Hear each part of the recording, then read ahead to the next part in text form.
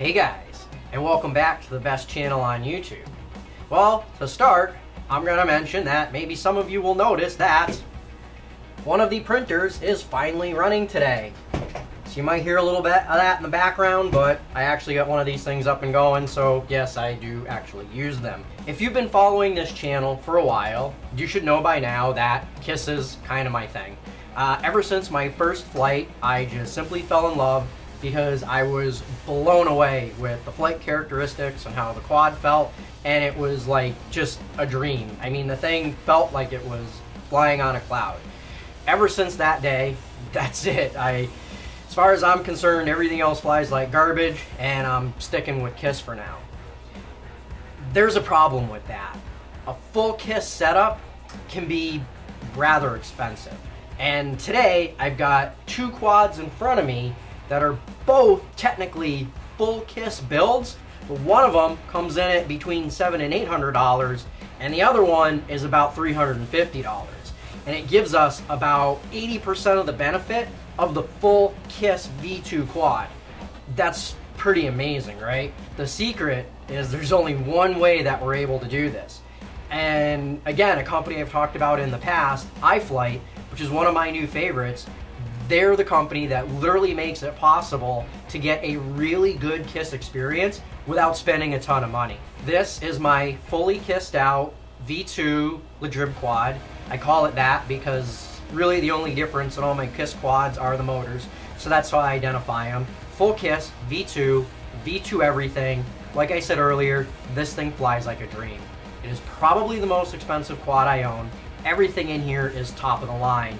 Unify, Crossfire, 32-bit KISS ESCs. I mean, I'm talking the whole nine in this thing. This quad is decked out, and it flies amazingly.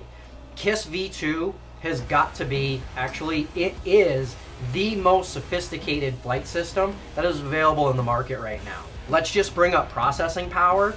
Depending on the build that you do, but if you go all out with a PDB and the KISS V2 ESCs, we're talking your setup has got 5 F3 processors and 1 F7.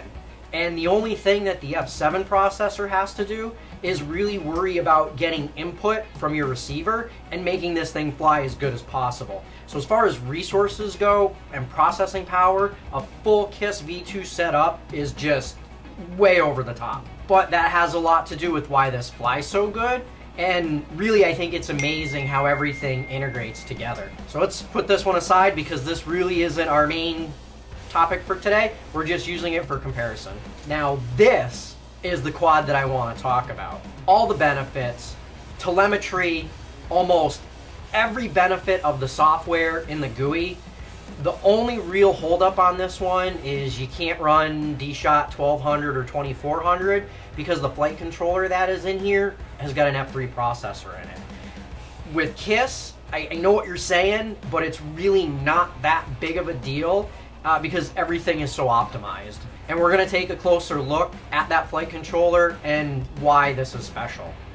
Really, the only other secret to round out that package to get a really good KISS experience without spending the money is going to be your ESCs. This has the 32-bit, 30-amp ESCs from RDQ, and they give you all the telemetry, and they give you pretty much all the benefit of those expensive KISS ESCs. These things are $12.50 a piece. $12.50 for a 32-bit ESC. So that's kind of how you really finish this package off. You get the all-in-one KISS flight controller from iFlight. That's your core. That's going to really introduce you to that KISS experience.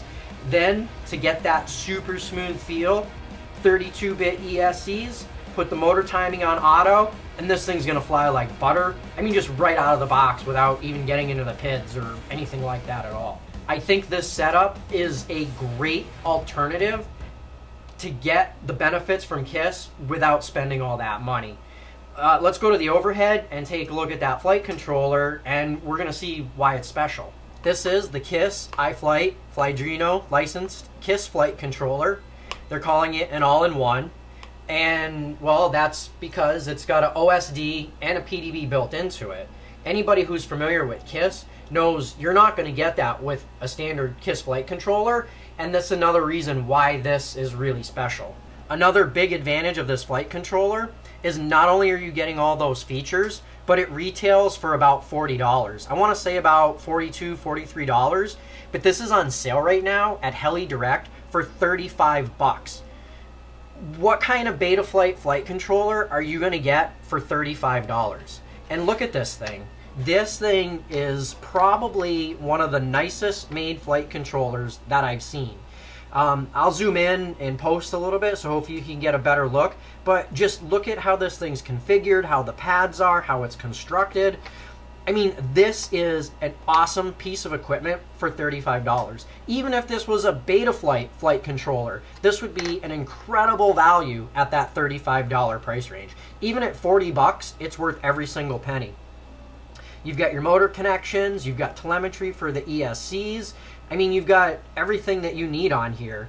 Smart audio, you've got your connections for your camera, you've got all your UARTs and everything for your control. So if you're hooking up GPS or a Crossfire, all that's here. You've got buzzer connections, you've got large pads for power. So if you need to, say you're connecting a bunch of LEDs, I mean, LEDs are a pain in the neck to solder up all the powers. But look at the size of these pads. I mean, you can add anything you want to on here. And that's pretty cool. You even have a couple of pads for adding something like a capacitor, so you don't have to solder them directly to the main power leads. Let's just take a look at the rest of what this flight controller comes with. We have a programmer module. And since this is KISS V1, it works like KISS V1. This is the biggest negative, but really once you learn how to do the setup and update the firmware and flash the OSD, it's really not that big of a deal. And I think it's really nice that this programmer comes with the flight controller. This way you don't have to buy anything additional. One side of it is to program your OSD, and it's got a chip for that, and you select that by just removing the jumper.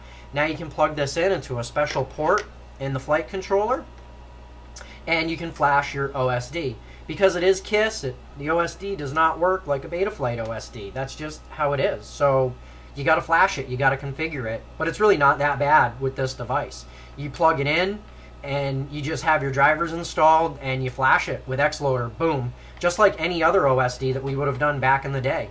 And then on the other side of this guy, if you put your jumper back, this is a Betaflight emulator, and it allows you to use the Betaflight pass-through in order to program your ESCs. Again, there's a huge negative with this. This does have an ESC port, but you can't just plug the programmer into the ESC port. If your ESCs are connected to the flight controller, you're not going to be able to talk to them via an external programmer. So what I did is, here's the programmer that I'm currently using, is I cut the plug off of the end, and I simply solder them to the corresponding motor wires. You know, so like motor number 1, I would solder to the motor number 1 wire, and then, you know, number 2, and so on and so forth. But you do have to disconnect the ESCs from the flight controller to program them. But with this little doodad, it's going to allow you to use that BL Heli pass-through to update your ESCs, configure options in BL Heli, change motor direction, and all that. And this is just a nice little tool that it comes with, and this can certainly be handy for other stuff as well in the future. Now, depending on when your flight controller was purchased, you may get an instruction sheet. And I'll just open it a little bit here so you can get an idea of what's going on. They do show you a nice handy wire diagram and how to hook everything up, even your Crossfire Nano. Some of the later versions of this flight controller that I've gotten have not come with this sheet, but some of the earlier ones have. I don't know if yours is going to come with this or not, but this diagram is available on the internet, and if you can't find it, just hit me up and, you know, I'll put a link up or whatever. But this exists, so I know it's available digitally. A couple more doodads in the box here. You get a really nice high quality power lead, 12 gauge wire. Come on, you can't go wrong with that. Especially if you're running 5 or 6S, this 12 gauge wire can actually matter now, so that's kind of neat. And they also give you the harnesses in order to be able to flash your OSD. That's this harness here. And they do give you another harness. And this can have one of 2 uses. You can either use it to connect to the programmer. That just plugs into there. And if you have like an all-in-one ESC, you could plug this directly into that.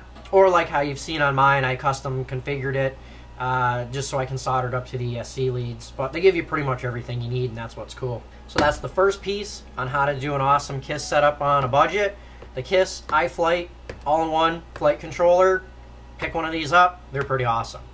But we still have one more key piece into pulling off this feel so the quad flies like butter.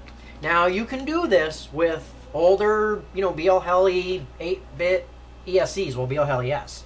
But they're not as smooth and they don't have as many features as a 32-bit ESC. And that's where these RDQ 32-bit 30 amp ESCs come in. So far, so good. I'm a big fan of these. They come in at right around the same price as the SpedX. I want to say they're either 50 cents or $1 less. Spending less money on something that's already cheap, even if it's tried and true like a SpedX, isn't always a good idea. But in this case, I've been very happy with these ESCs. So let's get this out of the package and we'll take a look at it in the overhead and we'll just take a peek at this guy. So this is just a standard ESC. I mean, it's literally going to look like just about any 32-bit. We've got our standard motor pads like anything else. We've got ground, we've got power, we've got a telemetry wire, we've got a signal wire. They've built an LED on here. That's kind of cool. I'm a big fan of this feature. I don't know why, but it's neat, and that's why I've wrapped these ESCs in clear heat shrink so you can see the LED. And I've thrown a couple more LEDs on here because, I don't know, it's kind of cool. I like it. So whatever. LEDs, they're neat. But another really cool feature of this ESC is it actually has pads and through holes where you can add a capacitor directly to the ESC itself. So maybe you throw the power and ground. Actually, this is ground. This is the positive lead. Maybe you solder your capacitor right up on there. You lay it flat on the top of the ESC, you heat shrink the whole thing and attach it to your arm, you're done. Or you can use this to remotely locate your capacitors, whatever you'd like to do. But I think it's nice that they give you a spot to attach your capacitors. Most ESCs don't do that. Most times we don't have provisions for that and we end up soldering on top of other pads. To take a look on the back side, okay, awesome. We do have a current sensing resistor, so we're going to get all the benefits of current sensing from this ESC. That's, pretty cool. And, there you go. There it all is. There's the RDQ 32-bit 30 amp ESC. Well, there you have it. That's how I do an awesome KISS setup while on a budget. And it's all thanks to iFlight. If they didn't release that flight controller, it wouldn't be possible, and even a V1 KISS setup at this point is really going to cost more than it's worth. The combination of that with the RDQ ESCs, and you're going to have a quad that flies like butter. You're going to get just about all the benefits of KISS, you're going to get all the headaches of KISS, but the reality of it in the long run, I think it's worth it. And, I enjoy learning how to work with these things, so learning a new flight system is totally cool with me anyway. I'm going to do a build series on how I do this particular build, the KISS setup on a budget, and I'm going to share with you all the parts that I put into that build, everything, the frame, how I set up the flight controller, the ESCs, how we're going to interface with the ESCs, and that's probably going to be a multi-part build, but I think it's going to help a lot of you get into the KISS ecosystem, again, without spending that premium price. Well, that's all I got for today. I need to go check on my 3D printer to make sure that nothing's on fire because it hasn't been running so hot. But hopefully we're going to get something useful out of it today. This year, one of my main goals is to hit 5,000 subscribers. So maybe I can ask you to click on that subscribe button. Or if you already have and I've been able to help you in some way, or you find this channel entertaining, maybe I can convince you to talk your friends into subscribing as well. Let's hit that number, 5,000 subs this year. That would be totally awesome. All right. But I'm out of here. Thanks for watching, and I'll catch you in the next one.